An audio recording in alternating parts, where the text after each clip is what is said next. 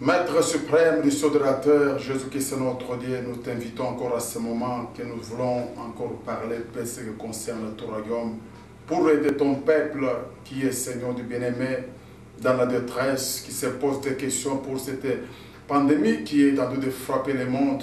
Les gens se posent des questions, qu'est-ce que sera mon sort? Mais je crois que pied, ton destin ne sera jamais détruit. Descends toi-même à ce moment.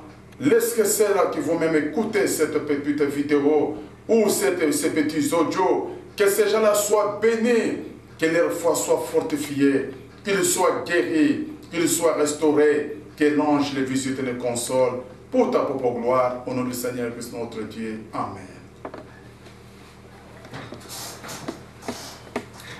Oui, ce soir, je salue un peu tous les frères et sœurs du tabernacle et tous les saints qui sont dans le monde, l'épouse du Seigneur Jésus-Christ. Ceux qui seront parfois intéressés à écouter cette petite vidéo ou ces petits audios qui seront faits pour donner aux enfants de Dieu au moment que nous traversons. Quoique vous êtes de loin, mais je crois qu'il y a un grand berger qui est près de vous. Mes frères et sœurs, ne soyez pas ballottés. C'est ainsi que je fais cette petite vidéo. Je commence à lire dans Actes chapitre 27, verset 22. Actes chapitre 27, verset 21, jusqu'au verset 25. Et enfin, je vais lire dans Éphésiens chapitre 1er, verset 17, jusqu'au verset 18. Je commence dans Actes 27, verset 21. On n'avait pas mangé depuis longtemps, alors Paul s'est tenu au milieu d'eux et leur dit, « Homme, il fallait m'écouter et ne pas partir de Crète, afin d'éviter ces périls et ces dommages.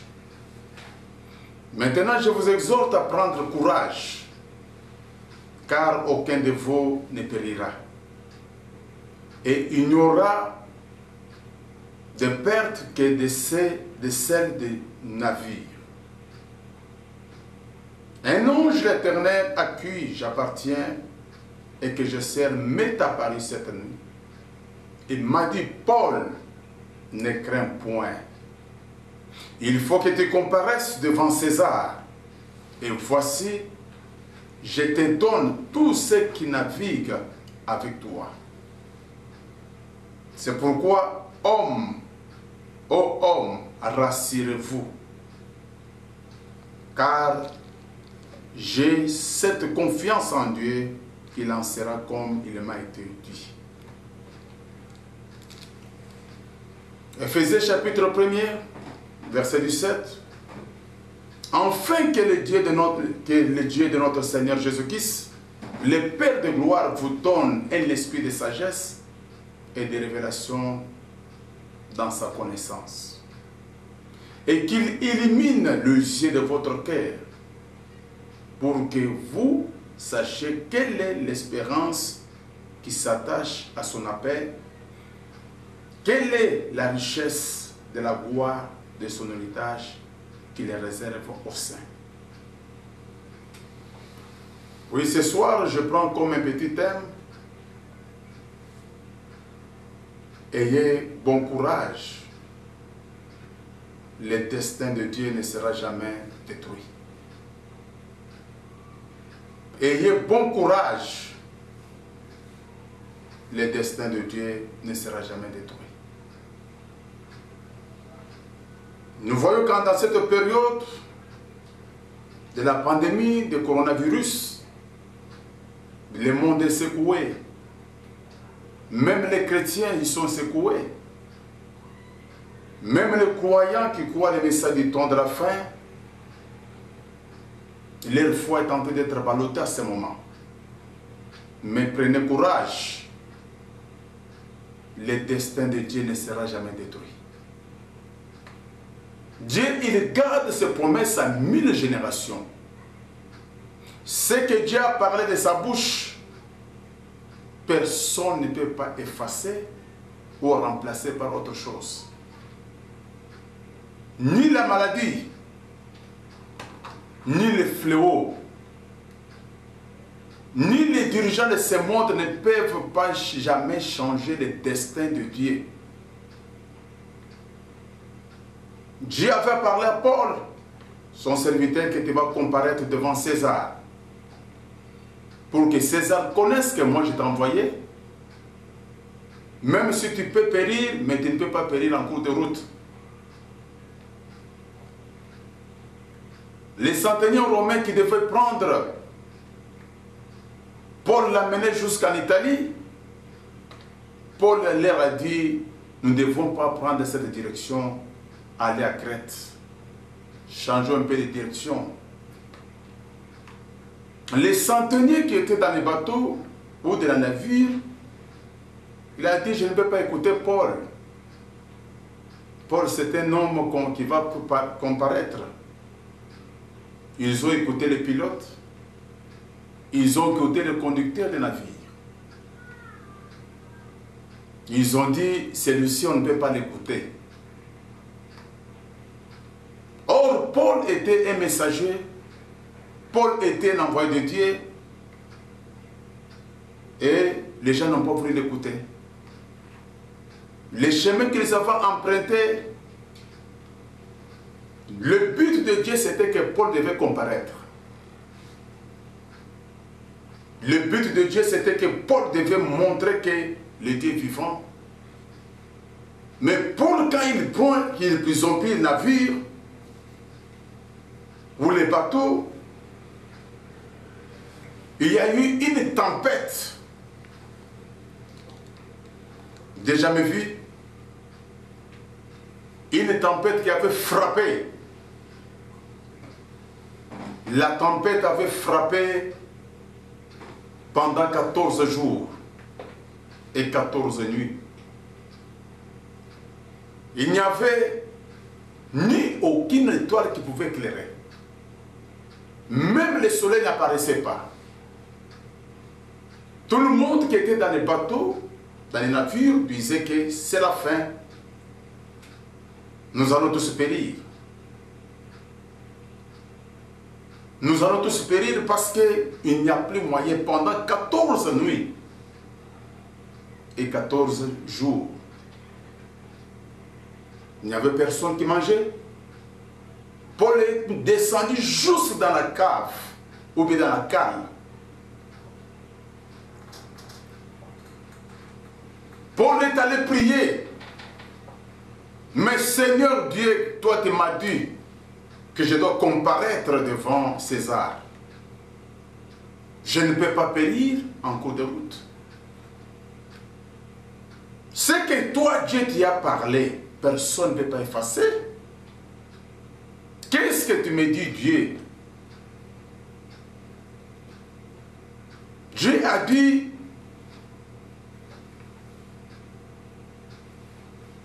à Paul, malgré le péril, malgré le danger qui guette dans ce navire, tu ne peux pas mourir. Moi, j'avais dit que tu vas comparaître devant César. Ce n'est pas la tempête. Ce n'est pas ce qui se passe ici qui peut faire que tu meurs en cours de route. Tu vas y arriver. Dis à ces gens-là de prendre courage. Comme toi, Paul, tu es dans ces navires, comme toi, Paul, tu es dans ces bateaux, personne ne périra.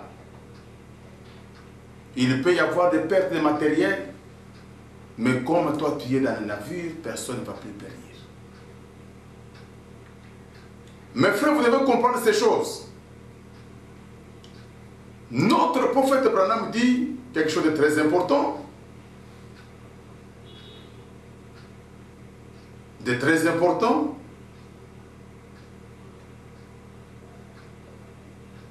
Il dit, dans le message, que faut-il pour mener une vie chrétienne? Paragraphe 40, C'est un message prêché le 13 janvier 57. Au commencement était la parole, et la parole était avec Dieu, et la parole est Dieu. Et bien, une parole est une pensée exprimée. Dieu avait dans sa pensée la chose à faire, comme il avait déjà exprimé. Et cela devait venir à l'existence. Cela devait devenir une réalité, car c'était la parole de Dieu exprimée. Il n'y a pas, vous pouvez me rendre compte ce soir, ô amis, il n'y a pas dans tout l'enfer assez de puissance qui puisse donc tenir en échec le destin de Dieu. Dieu l'accomplira de toute façon. Le destin de Dieu, Dieu l'accomplira de toute façon. Quand Dieu a parlé quelque chose, le destin de Dieu, personne ne peut pas effacer. La parole de Dieu, quand Dieu a prononcé une parole, cette parole reste éternelle. Dans cette période, les gens regardent les États-Unis d'Amérique. Les gens regardent la France, ils regardent les grands savants du monde. Mais ils oublient le Créateur des cieux de la terre. Notre prophète Branham dit, dans le message, je sais que mon Rédempteur est vivant. Je sais que mon Rédempteur est vivant.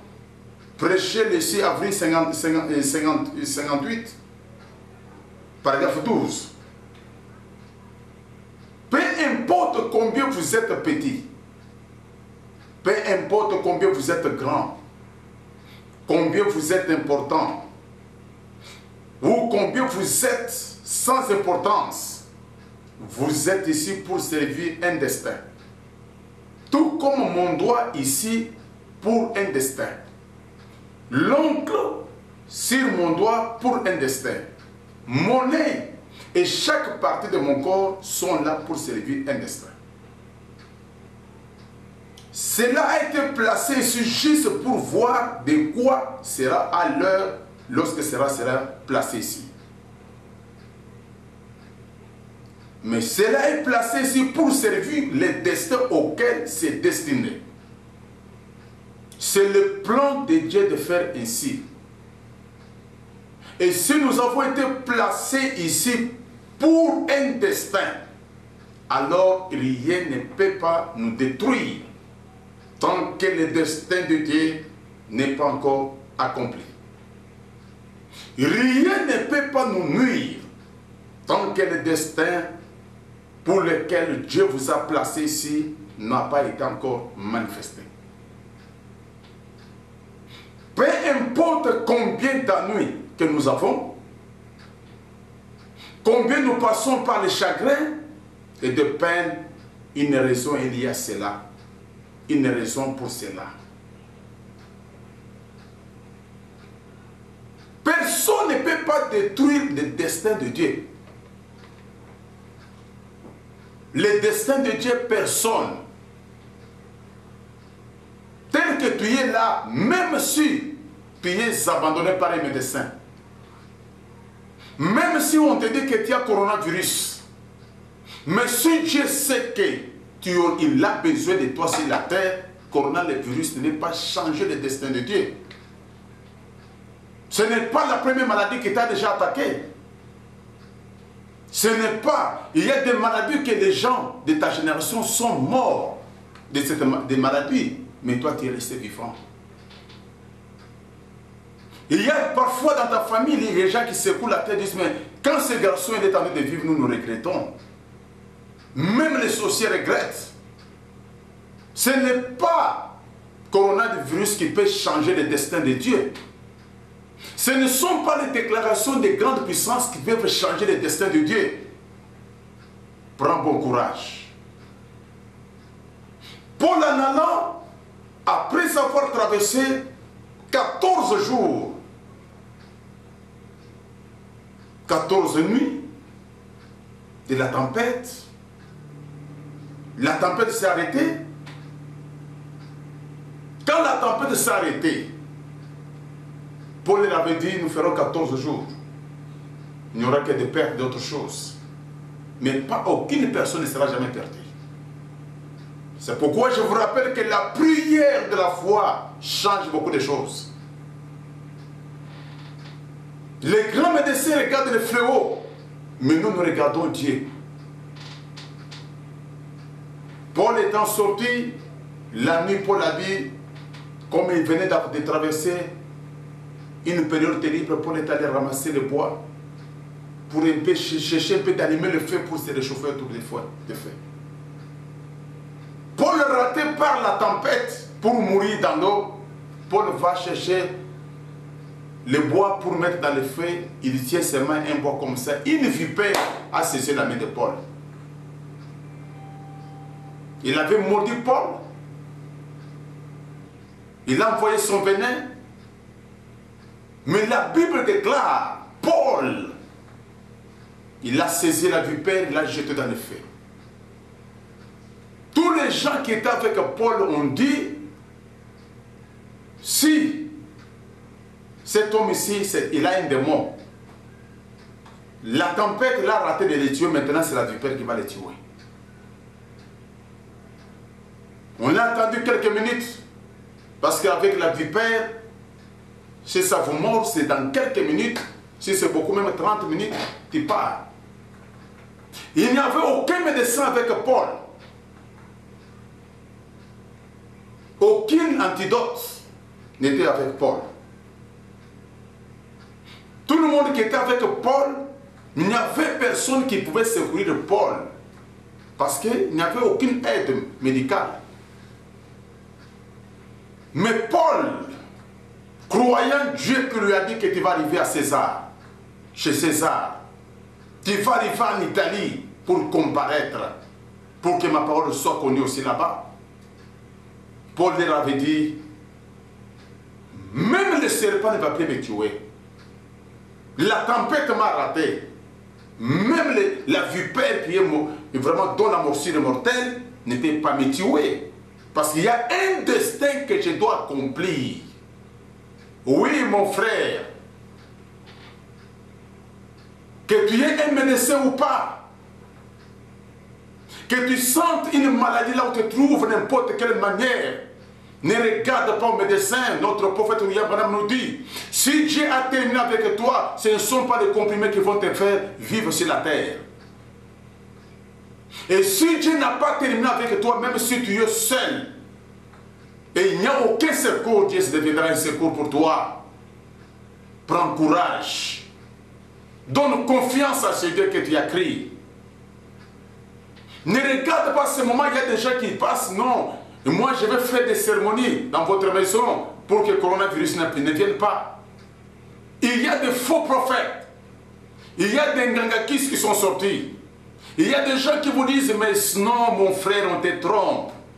Confie-toi à l'Éternel, tu verras sa main puissante. Confie-toi à ce Dieu de William Branham, le Seigneur Jésus. Le Dieu qui a marché sur les eaux. Le Dieu qui a arrêté la tempête. Le Dieu dont aujourd'hui il a créé les écureuils. Sa puissance est la même. Notre prophète Branham dit, je sais que mon Rédempteur est vivant. Prenez par exemple Noé dans la Bible. Un déluge est venu. Et toute la terre fut détruite. Dans l'état de Noé, toute la terre fut détruite. La végétation et tout fut détruit. À l'exception de Noé et de la semence qu'il avait prise avec lui dans l'arche. Le déluge a fait tuer toute la terre. Aucune personne n'était vivante. Même la végétation. Même certains animaux. Mais c'était une peste, un fléau terrible dans l'état de Noé. Le déluge avait tout détruit.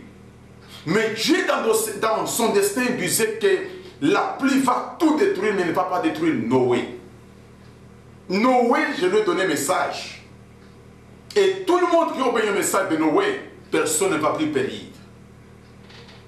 Dieu a préservé Noé, 8 personnes sauvé. Notre prophète continue dit, le destin de Dieu ne peut jamais échouer. Rien ne peut pas le faire échouer.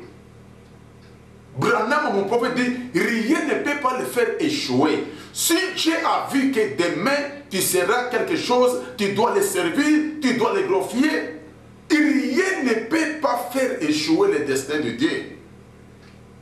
Combien devrons-nous donc être heureux aujourd'hui en nous reposant sur cette belle révélation?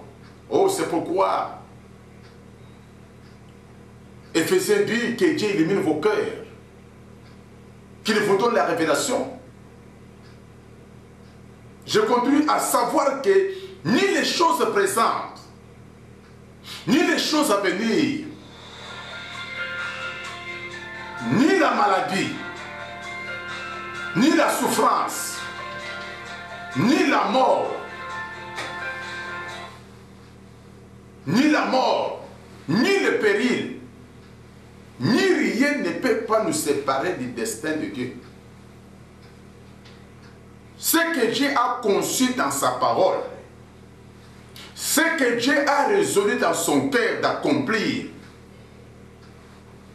il n'y a aucun démon, aucune puissance, rien qui peut briser le glorieux plan immortel et éternel de Dieu. Il doit être tel que Dieu l'a dit. Amen. Il doit être tel que Dieu a dit. Il n'y a aucun démon, aucune puissance, rien ne peut briser le glorieux plan immortel et éternel de Dieu. Ce que Dieu a déclaré pour vous, rien ne peut pas détruire. Et je vous informe que à ce moment, Dieu a déjà pris des dispositions pour vous. Notre prophète dit, pour accomplir le plan pour Noé, Dieu avait déjà pris des dispositions bien avant. Nous voyons donc au jour où le monde entier allait être détruit par le déluge, Dieu prit des dispositions. Des dispositions pour quelle raison? Afin de préserver son destin. Il l'a fait au jour de Noé, il le fait aujourd'hui. Il a pris des dispositions afin de préserver son propre destin. Il va préserver une église, il va préserver un peuple, il va préserver pour son glorieux domaine des sujets que la mort ne peut pas détruire. Même la mort ne peut pas détruire le destin de Dieu. Ce que Dieu a déclaré, mon frère, ma soeur, personne ne peut pas détruire. Ce n'est pas la fournaise ardente qui devait détruire le plan de Dieu devant Shadrach, Meshach et Abednego. Quand il y avait la fournaise ardente, on a chauffé cette fois. Dieu avait déjà pris la disposition.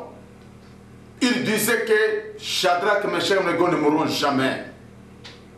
Il a tenu même une conférence au ciel. Quand nous sommes avec vous à ce moment quand on dit coronavirus, les scientifiques sont dans leurs réunions, dans leurs grands laboratoires. Dieu a été dans la conférence aussi avec les anges pour ces enfants qui sont sur la terre, les enfants qui croient en lui, pour savoir comment les garder, préserver son destin, pour dire que telle personne ne doit pas mourir. Même au coronavirus, c'est que les blancs disent, en Afrique il y aura plus, c'est faux mon frère. Parce que Dieu, il garde sa parole. Il faut savoir que ce ne sont pas les forces de Orion qui devaient changer le destin de Dieu sur Daniel. Ce n'est pas le fleuve Nil qui pouvait faire que les alligators qui étaient dans le fleuve Nil qui devaient manger Moïse. Moïse était abandonné seul à son propre sort. Mais Amiram, son père et sa maman Jochebed ont dit, nous prenons Moïse, nous remettons entre les mains de Dieu. C'est lui qui nous a envoyé Moïse et prendra soin de Moïse. Les crocodiles arrivaient, mais ils ne pouvaient pas détruire le destin de Dieu. Tel que tu es là, tu es un destin de Dieu. Que tu sois petit, même si tu n'as pas une grande importance, c'est aux yeux des hommes. Mais pour Dieu, il y a une âme qui coûte cher. Une âme vaut 10 000 mondes. Dieu a besoin de toi à ce moment. Fais des prières de supplication. Fais des sacrifices à Dieu pour dire que Seigneur, j'aimerais encore t'aimer davantage. Notre prophète dit, quand on fait une bombe qui doit tomber dans quelque part, cette bombe-là a des nombres de gens qui doivent tuer, que la bombe doit tuer, et d'autres ne peuvent mourir.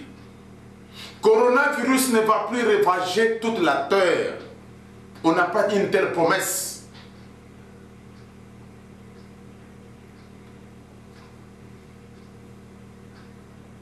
C'est aussi que notre prophète Branham dit dans sa prière, la divinité de Jésus-Christ s'est dit, oh Jésus, si nous manquons cela dans cette vie, la vie n'aurait été rien pour nous. Nous aurons échoué. Mais si nous trouvons celui qui est précieux à nos cœurs, alors nous aurons trouvé tous les destins de Dieu. Oh, combien nous l'aimons ce soir ou ce matin. Puisse chaque croyant ce soir voir rapidement la vision, Seigneur. L'heure est avancée maintenant. Je prie que tu nous laisses voir la vision et avoir la vie aujourd'hui et vivre pour toujours. Car nous te le demandons au nom du Seigneur Jésus. Le destin de Dieu, l'ange était venu, il avait croisé Paul, il lui a dit, Paul, tout le monde qui navigue avec toi dans ces navires, je te les donne avec toi. Personne ne mourra. Et ce que l'ange avait dit, cela a été accompli. Dieu avait dit que le ciel et la terre passeront, mais sa parole ne passera pas. Nos yeux sont regardés sur les grandes puissances. Ô peuple africain, vous les croyants, souvenez-vous que nous sommes les frères de Simon et Cyrène. Je me rappelle dans cette génération, notre prophète William Branham, il y avait un enfant qui était né, une fille qui était née aveugle, qui venait avec son papa dans la réunion de Frère Branham. Tellement qu'il descendait du bus, il y avait beaucoup de gens en Afrique du Sud. La fille était partie de l'autre côté aveugle. Elle avait entendu parler des témoignages de William Branham à travers la radio en disant qu'il y avait un garçon qui était aveugle, mais ses yeux s'étaient ouverts. Et cette fille s'est donné confiance. Elle a dit, si Dieu a gardé, il a ouvert les yeux de ces garçons, je crois qu'il le fera pour moi. Si Dieu avait épargné Noé, si Dieu avait gardé Israël par le sang, si Dieu avait gardé Rahab, oh, souvenez-vous de cette femme Rahab, alors, du fait seulement qu'elle avait reçu le messager de Josué, au retour, elle avait demandé un signe, les fils cramoisis. Prochainement, je vais vous parler sur les fils cramoisis de Rahab. Les fils cramoisis de Rahab. Tout le monde qui était dans la maison de Rahab, cette femme qui était prostituée, mais du fait qu'elle avait reçu le messager de Josué, son papa était épargné, ses frères étaient épargnés, sa maman était épargnée à cause des fils cramoisis. Et nous aujourd'hui nous avons un fil cramoisi. Le sang de Jésus-Christ, c'est le Dieu Tout-Puissant. Le sang qui est plus fort que celui d'Abel. Le sang qui est plus fort que le sang des taureaux de bouc. Il faut que ce sang dans votre maison. Réclame le sang là. Et le sang là, c'est la parole, le message de l'heure. Sois couvert dans ces messages. Tu seras en sécurité. Cette fille, pendant que son papa était parti à gauche, sa maman était restée. Elle ne savait pas où le trouver. Qui pouvait l'amener chez William Branham? Mais le Dieu grand médecin, spécialiste dans les cas difficiles, a permis que la fille tombe seulement dans la poitrine de Frère Branham. La fille demandait, montrez-moi le prophète là où il y a Branham. Montrez-moi mon père pour qu'il me conduise, pour qu'on prie pour moi. Le prophète William Branham nous dit, qui est ton père? Mais je suis venu avec mon père, moi, mais je suis avec, je ne sais pas voir là où mon papa est parti. J'ai entendu parler qu'il y a un homme qui avait prié pour un garçon qui était aveugle, mais le garçon avait vu. Je suis venu. C'était une fille noire, en lambeau, qui n'avait aucune importance. Mais Dieu a permis que cette fille tombe dans les bras de son messager. Quand Frère Branham avait regardé la fille, Frère Branham avait eu pitié. Il avait prié au nom du Seigneur Jésus, Dieu, qui ouvre les yeux de cette fille. Les yeux de la fille ne s'étaient pas ouverts. Il avait prié, Seigneur, vraiment fais-moi grâce pour que cette fille voie. Mais William Branham avait changé la prière. Il a dit, cette fille, c'est la fille, c'est la parenté de Simon de Cyrène. Seigneur Jésus, souviens-toi, pendant que tu allais avec la croix, tu étais fatigué. Il y avait un homme noir qui venait du champ. Il n'était pas à bord d'un véhicule, il n'était pas à bord d'un avion, mais cet homme-là venait du champ fatigué. Mais il a pris la croix, il t'a aidé à transporter la croix dans quelques mètres. Souviens-toi de cette fille. C'est la fille de Simon de Cyrène. Au nom du Seigneur Jésus, que ses yeux s'ouvrent et sur place, les yeux de la fille étaient ouverts. William Branham est revenu par Simon de Cyrène. Nous sommes la semence de Simon de Cyrène. Même là où se trouve Jésus, il connaît que aucun blanc n'avait aidé Jésus à transporter la croix.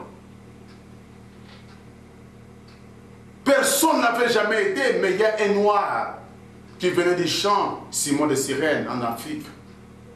Il avait transporté la croix de Jésus. Et cette fille était guérie. Là où tu te trouves, tu es la parenté de reine de Séba qui est venue de l'Afrique. Tel que tu es là, tu es l'épouse du Seigneur Jésus-Christ. Dieu ne t'oubliera jamais. Confie-toi en toi l'Éternel. Tu verras sa bonté. Tu verras sa gloire. N'ayez pas peur. Prends bon courage.